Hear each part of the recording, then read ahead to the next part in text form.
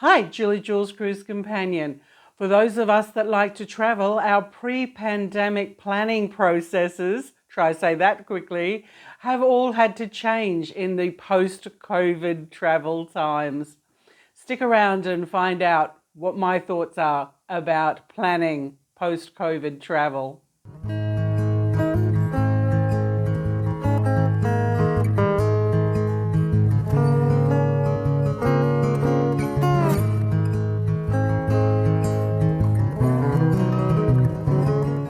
As much as we love those pre-COVID travel deals that used to come up and were really cheap when different vendors were trying to fill cruise ships or fill hotels, for example, those days seem to have gone for a while. So we might have to wait a year or two until travel settles again before those type of deals reappear.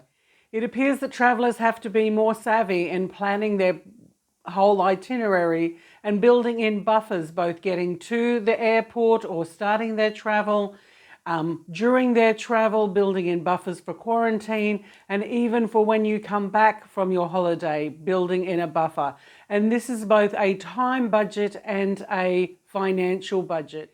If we just consider catching a flight, for example, we've seen a lot on the news about long queues waiting for check-in, for example, because of reduced staffing, whether through sickness, whether a furloughed and staff have not come back to work, for example, long queues going through security.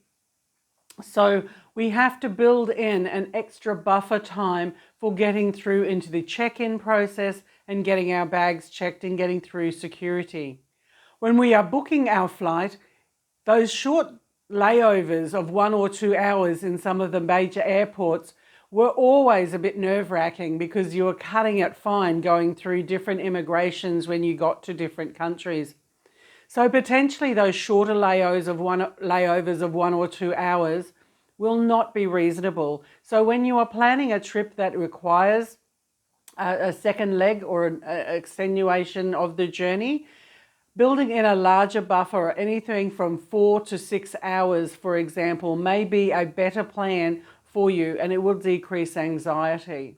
Even at the end of the flight, you might have to budget in some extra time in relation to collecting your luggage. We've all seen those images on the news of those mountains of luggage that either have missed their flight or the missed luggage altogether.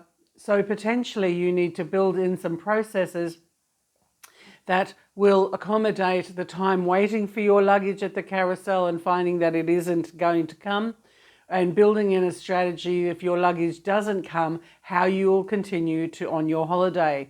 And this is something that I have often mentioned in the past, and I've put a video online many years ago about having mix and match clothing in your carry-on luggage so that you can have up to 16 different looks by just having 4 sets of clothing.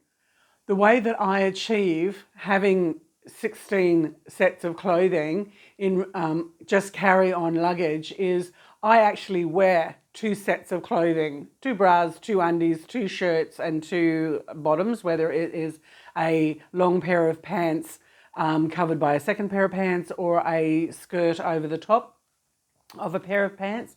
And then in my carry-on, I also have 2 sets. So if you have 4 tops and 4 bottoms, that can add up to a combination of 16 different looks that you can wear. And the other thing in relation to if you do have your luggage go missing, that you can use some of your clothes to sleep in. You do not need dedicated sleepwear for sleeping in underwear, for example, or sleeping in casual wear is just as effective, and so you don't have to carry additional items of clothing. And so if your checked luggage does go missing, you can still go on your holiday and enjoy yourself if you have a combination of clothes in your carry-on luggage. The other essentials in your carry-on, of course, is your charging equipment for your electronic goods and some travel hygiene items, toothbrush, smaller toothpaste, deodorant, etc. But if things like that go missing and they're in your check luggage, you can always purchase items like that when you have reached your destination. The other important things in your carry-on luggage is making sure that all your medication is there and any paperwork that you require, any hard copies of vaccine statuses, visas, etc. Anything that you need in a hard copy documentation that you do not want to put into your check luggage. In this post-pandemic world, we have to both budget money and time. So the additional things that we need to budget for, of course, is going to be travel insurance. And even if you are doing a domestic cruise out of Australia, having travel insurance specifically for domestic cruises is vitally important. The other thing we have to budget for in relation to money is that if we need to have a quarantine period, that we have enough money within our budget that if we do need extra hotel stays. Within your budget is also when you return home, if you do need to go into quarantine, for example, building in the buffer or the budget in relation to not going to work. These are also things that you need to take into consideration when you're making your overall plan of your holiday. What is going to happen either on your holiday and what's going to happen when you return. I've already touched on travel insurance, but it's also really important when you are considering your flights. Read the product disclosure statement of the airline that you're booking for. If there are cancellations or delays, you may be compensated. Under Australian law, lots of things influence it, how long the delay is, what the reason for the delay is. So maybe there could be some compensation. So of course I am no lawyer, so this is just generic information. Read the product disclosure statement in relation to flight cancellations and flight delays, and also in relation to what the process is for lost luggage, what the financial compensation is, and often don't make if the airline makes you an offer for a compensation that may appear to be a little bit low, read the product disclosure statement because they might have to offer you a larger amount. So don't accept often the first amount of money that an airline may offer you. So read the product disclosure statement to see how much the genuine value is for the compensation for lost luggage or delays. It appears that travellers have to be more savvy in planning their whole itinerary and building in buffers, both getting to the airport or starting their travel, during their travel, building in buffers for quarantine, and even for when you come back from your holiday, building in a buffer. And this is both a time budget and a financial budget.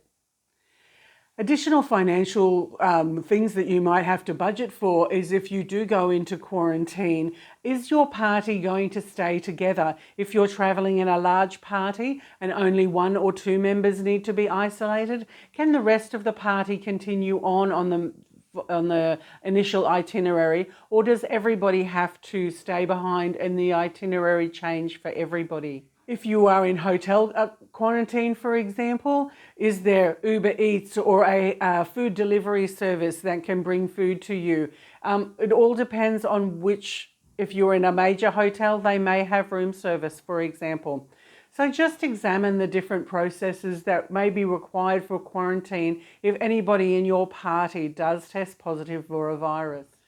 So really one thing that I am going to reinforce consistently within post-pandemic travel planning is to have a backup plan, almost having 2 parallel itineraries that may just overlap with each other.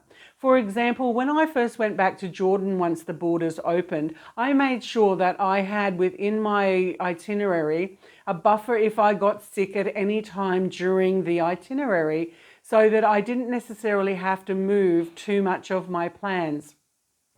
Having hotels that are booked that have a free cancellation policy, and knowing where those dates are that you can cancel the next hotel, for example, and building in that buffer for your itinerary. So if I was to miss one section, it would be no big deal. I would just move on to the second week section, for example, or another week section.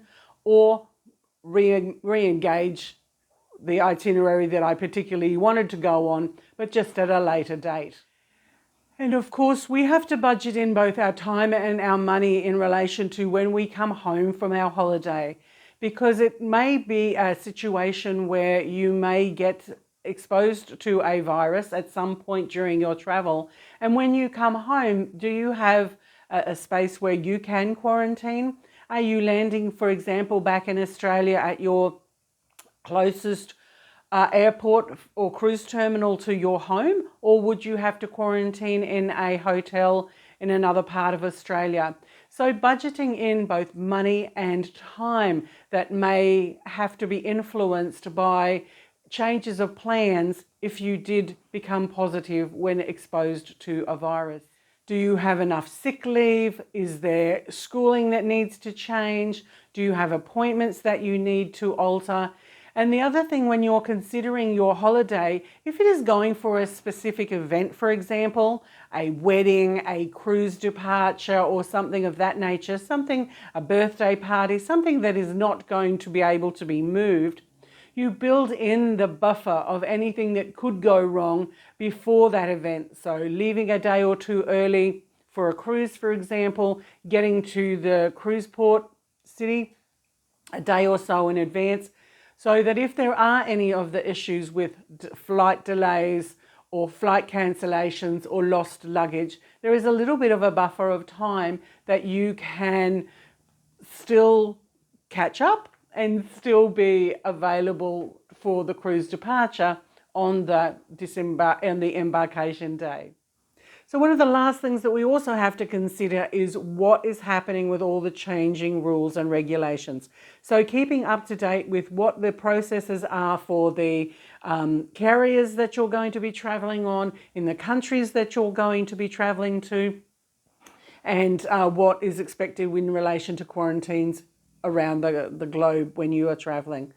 It does appear that a lot of things are being changed and all restrictions are being removed at the moment, with some places not needing pre-testing.